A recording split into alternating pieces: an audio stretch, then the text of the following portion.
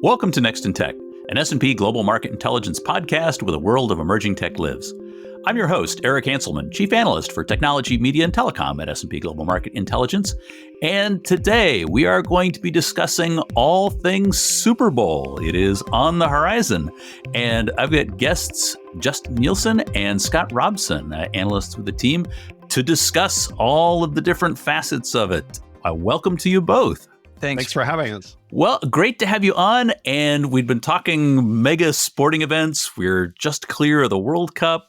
But I want to dig into, of course, what the North American big event is, the Super Bowl. There are so many different pieces of this. And both of you have got different research aspects that you've been covering as we lead up into it. And I think some interesting perspectives for some pieces that some of our listeners might not always consider in the kind of depth that we're looking at. And the one I want to start with is, of course, the thing that is the most important part of the Super Bowl, the ads. What's going on with ads this year, or advertising more broadly? I guess we're not going to see the M&Ms as part of this, but we are going to be seeing a lot of other things, and there are a whole set of new aspects that are in play this year. Yeah, absolutely. Speaking of advertising, we'll definitely see some different brands and some new types of advertising around the game. As some may have read, Anheuser-Busch has kind of lifted the exclusivity in terms of the game. So you may see more beer commercials, more wine and spirit commercials around the game. Also, you'll see probably less crypto type of ads, just because of the whole you're thinking we might have that, huh? Yeah. So I think you'll see a lot more car commercials, and I would guess you would probably see more fitness type of advertising. Health and fitness would be another big category, especially with all the consumer product ads as well. So you'll see the major brands, but you'll definitely see a different flavor around the Super Bowl ads.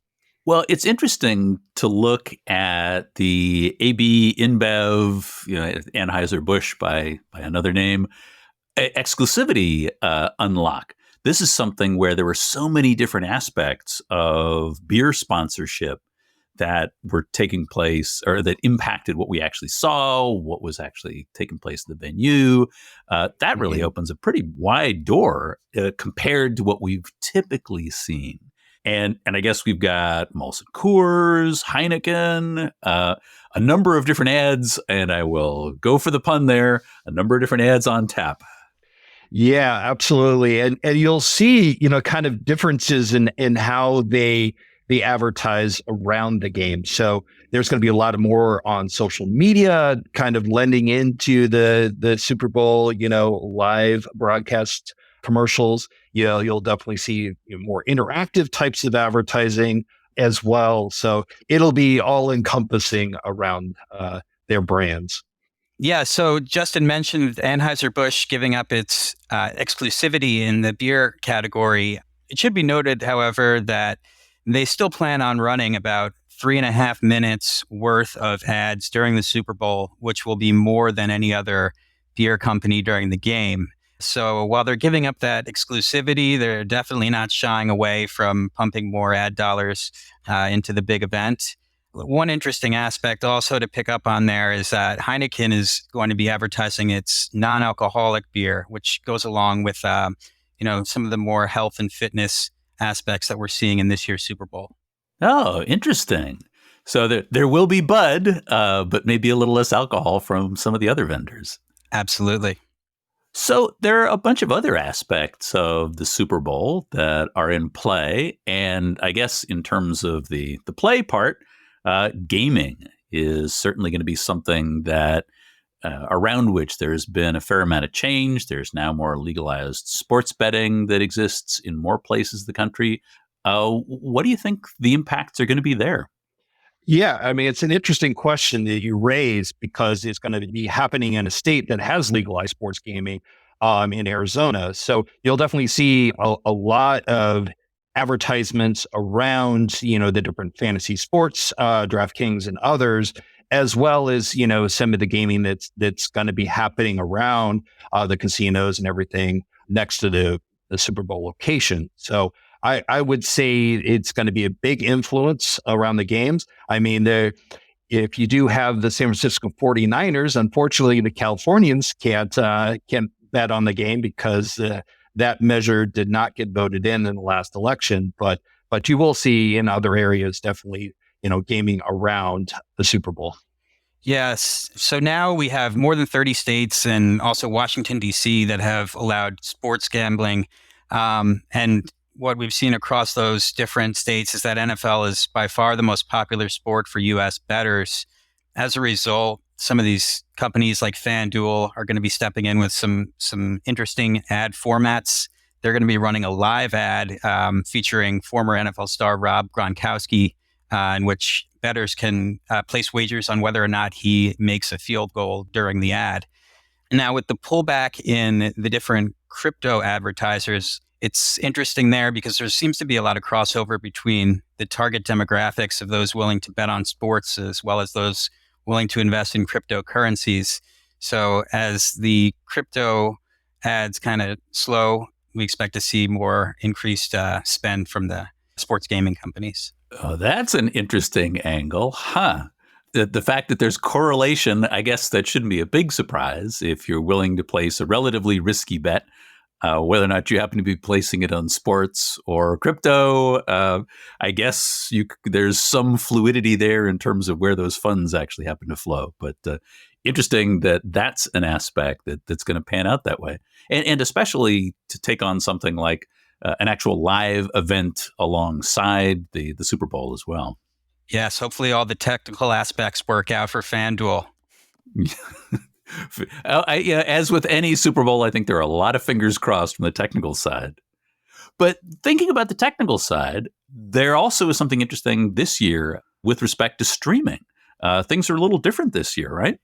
Yes. So last year's game was broadcast by NBC, and NBC owns the Peacock streaming service. So the game was also simulcast on the streaming service. And as a result, we saw one of the lowest live linear audiences for the broadcast network for the Super Bowl in quite some time. This year, Fox will just be showing the game on its broadcast network and also on its Fox Deportes network to the Spanish language audience. The game will not be streamed on a subscription video on demand service as it was last year. So are there any streaming options, or that's the whole picture at this point? Well, consumers can also watch the game from phones or tablets if you have the NFL Plus app, which runs $5 a month. And yeah, if you're on the NFL side of things. Got it. Absolutely. Well, and there's something also that I think is interesting about what's happening from the actual viewing perspective.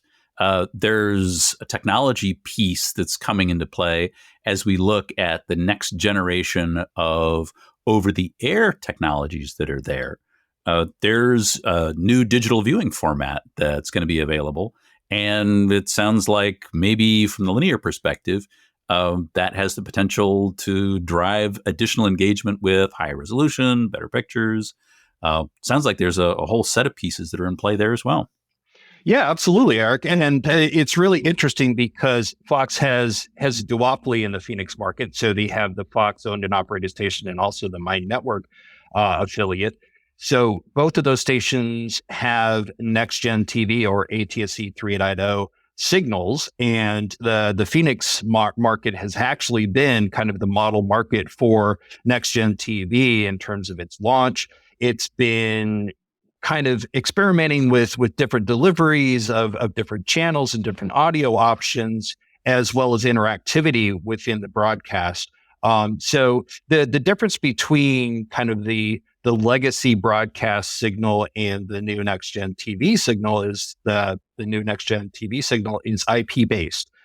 So it is, not only streaming the programming, but it has a return channel where you can interact with the content and actually have, geo-targeting and, on-demand options as well. And also it's a larger band with which can deliver, higher quality 4K video and different audio options. So, I mean, this is kind of the showcase for that technology. They are starting to deliver the new TV sets that have the ATSC 3.0 enabled. But then there's going to be other options in terms of dongles and Wi-Fi routers and other things. And the other great thing about it, it's all free to air. So you don't have to subscribe to a package to get that upgraded signal. Think about what that transition is. I mean, in this shift to the next generation of digital, I mean, are we opening some doors here to maybe getting back to sort of the free ad-supported TV of days of old? I think that's already happening. You see a lot of fast services being launched across all of the streamers, and you've got the Netflix and the Disney Pluses starting to integrate advertising tiers into their subscription packages. So I think it's kind of cyclical in the sense that the ad-supported media business is coming back into vogue.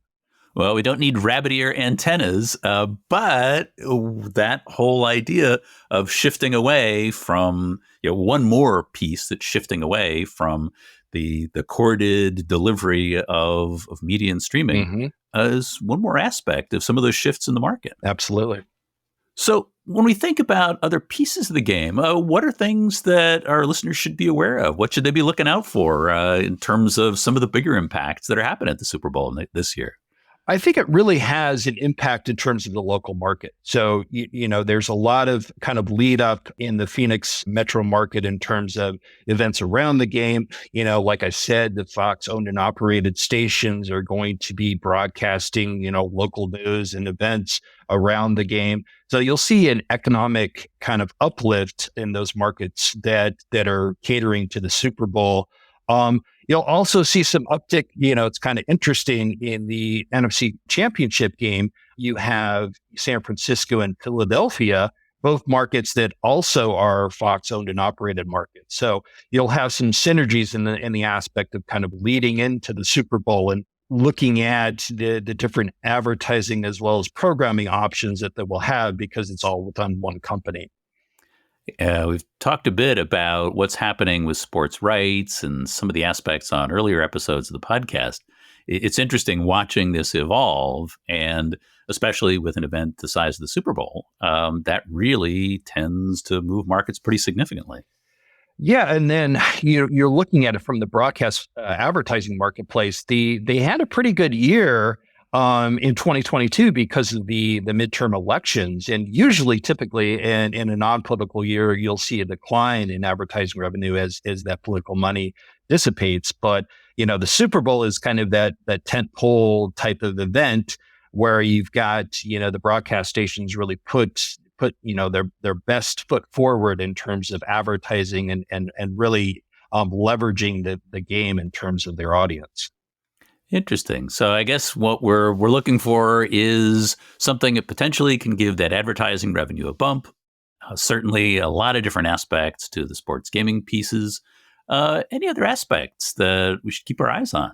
Yeah, I mean, it's a big opportunity for Fox to kind of market and promote their shows. So you're looking at not only from the station's perspective, but also from the network perspective of giving it an uplift to kind of the lead in to their primetime dramas and reality TV shows.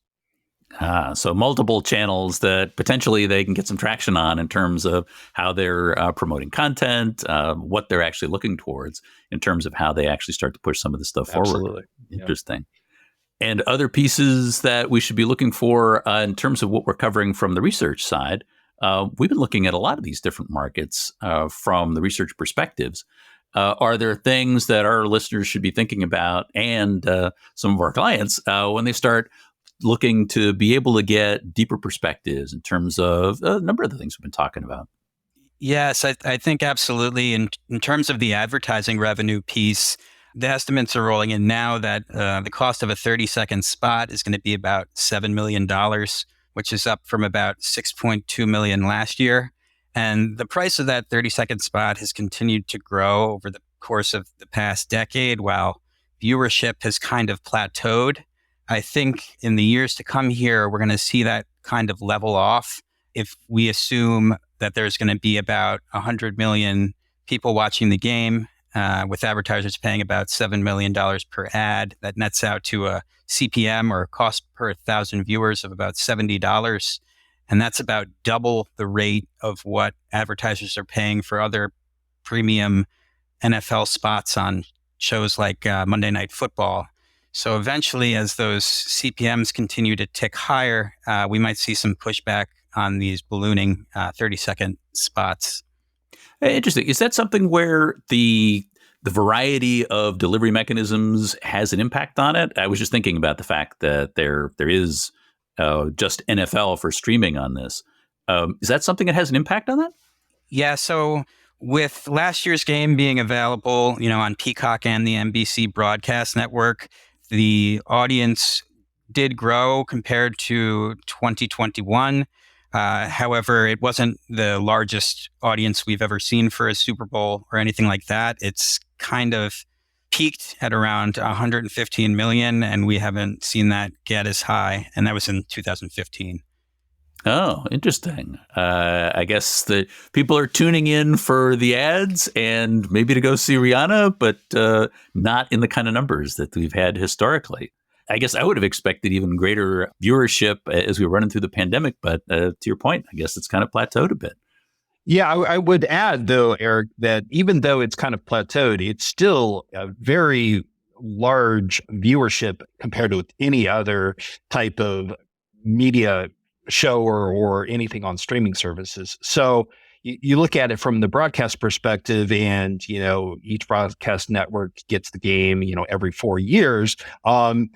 You may see that exclusivity on the broadcast kind of shift into streaming services. You've already seen that with Thursday Night Football, and you've also seen that with the NFL Sunday Ticket going to YouTube. So, there could be opportunities down the road where you will see not only the broadcast networks, but also the streamers getting involved in the big event. Well, and that set of potential competitors grows ever larger. Amazon is clearly in play, YouTube's in play. All these different aspects of all these different potential outlets for that media stream. Yeah, and you've even seen that with some experimentation with the Disney networks, kind of not only broadcasting the Monday Night Football on ESPN, but also on their ABC broadcast network. So you may see some more type of, cable network broadcast partnerships and even streaming types of partnerships to reach the widest audience for those big events. Well, I guess we'll have to see what happens on the big day itself. And when we're looking towards the event, we'll see how things shake out and see who winds up not only winning the game itself, but winning a lot of the markets that are associated with them. Appreciate both your perspectives. This has been great. Great. Thanks, Eric. Yeah, thank you, Eric. And that is it for this episode of Next in Tech. Thanks to our audience for staying with us. And thanks to our production team, including Carolyn Wright, Ethan Zimmon, Syed Waji Abbas on the marketing and events teams, and our studio lead, Kyle Canilosi. I hope you'll join us for our next episode, where we're going to be looking at the data aspects of artificial intelligence and machine learning, looking at the things that really need to happen in order to manage data, clean it, deliver it in ways that can actually be leveraged. I hope you'll join us then, because there is always something next in tech.